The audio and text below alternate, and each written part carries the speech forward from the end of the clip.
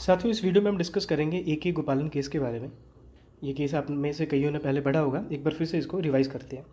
A K. गोपालन case साथियों 1950 का केस है। इस केस में ये जो ए.के. गोपालन है, जो कि पिटिशनर है, ये एक कम्युनिस्ट लीडर है और बहुत सारे मौक़ों पे उस समय की गवर्नमेंट ने प्रिवेंटिव डिटेंशन एक्ट 1950 के अकॉर्डिंगली बहुत मौके पे इसको जेल में डाला था। तो बेचारा एक बार हो गया परेशान और चलेगा सुप्रीम कोर्ट में। क्या आर्गूमेंट था ए.के. गोपालन का? अच्छा, ये आपको पता है ना प्रिवेंटिव डिटेंशन क्या होता है? प्रिवेंटिव डिटेंशन का मतलब होता है कि आप फ्यूचर में कोई क्राइम कर सकते हो और उसके बेसिस पे आपको जेल में डाला जाएगा। नॉर्मली क्या होता है, अगर आपने क्राइम किया है और उसके लिए जेल का प्रावधान है तब भी आपको जेल में डाला जाएगा, अदरवाइज नहीं डाला जाएगा। लेकिन प्रिवेंटिव डिटेंशन जो है इसे बिल्कुल उल्टा है। इसमें क्या होगा कि आप कर सकते हो क्राइम फ्यूचर में, इसको देखते हुए आपको जेल में डाला जा सकता है। तो ए.के. गोपालन को इस प्रिवेंटिव डिटेंशन एक्ट के तहत बहुत मौके पे डिटेन किया गया। बेचारा एक बार परेशान हुआ, सुप्रीम कोर्ट में चले गया। सुप्रीम कोर्ट में जाके इसके क्या आर्गूमेंट्स थे? ए.के. गोपालन का आर्गूमेंट था कि देखो, मेरे फंडामेंटल राइट्स का वायलेशन हो रहा है इस प्रिवेंटिव डिटेंशन एक्ट के अकॉर्डिंगली। क्यों हो रहा है? कह रहा है अगर मेरे को डिटेन तुम लोग कर रहे हो तो मेरा राइट टू लाइफ का जो फंडामेंटल राइट मुझे आर्टिकल 21 के अकॉर्डिंगली मिला है वो कहाँ गया? देखो, राइट टू लाइफ का मतलब ये नहीं है कि सिर्फ आपके सांसें चल रही हैं तो राइट टू लाइफ है। राइट टू लाइफ में अगर डिग्निटी नहीं हो तो वो क्या चीज़ का राइट टू लाइफ हुआ? तो अगर आप किसी पर्सन को बार बार जेल में ही डाल के रख रहे हो तो उसका जो डिग्निटी है वो कहाँ गया? तो इसने बोला कि मेरे को बार बार जेल में डाल रहे हैं, मेरी राइट टू लाइफ कहाँ गई?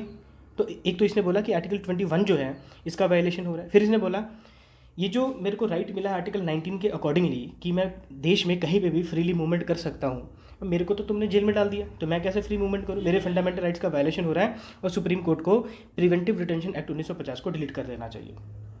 तो सुप्रीम कोर्ट का क्या जजमेंट आता है? तो सुप्रीम कोर्ट ने बोला हाँ बिल्कुल डिलीट कर देते हैं, लेकिन सिर्फ एक सेक्शन को। वो सेक्शन कौन सा है? Section 14 of preventive detention act. तो उसमें क्या लिखा था? उसमें लिखा था कि ये टेम्पररी रिलीज जो है वो दिया जा सकता है। अगर प्रिवेंटिव डिटेंशन एक्ट के अकॉर्डिंगली किसी को डिटेन किया है तो बहुत सारे मौके पे उसको टेम्पररी छोड़ा जा सकता है। तो ये बोला कि हम नहीं छोड़ेंगे।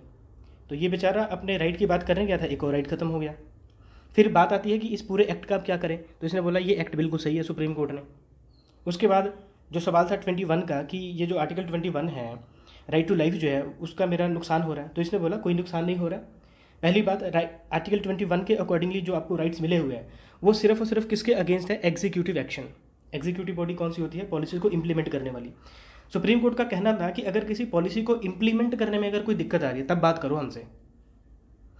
लेजिस्लेटिव का कोई भी अगर पॉलिसी आता है, कोई कानून अगर बनाया जाता है, उसको इंप्लीमेंट करने में अगर दिक्कत आती है तब बात करो, लेकिन जो कानून बना है आप कानून के खिलाफ बात नहीं कर सकते।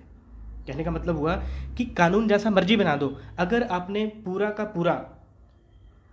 पूरा प्रोसीजर फॉलो किया है किसी बिल को पास करवाने के लिए, जैसे लोकसभा में पेश किया, वहाँ से पास करवाया, राज्यसभा से पास करवाया, प्रेसिडेंट का सिग्नेचर आपने करवा लिया, अगर सारे प्रोसेस फॉलो करे हैं तो आप उस कानून को चैलेंज नहीं कर सकते, चाहे उस कानून में ये भी लिखा हो कि चोरी करने के लिए मौत की सज़ा दी जाएगी।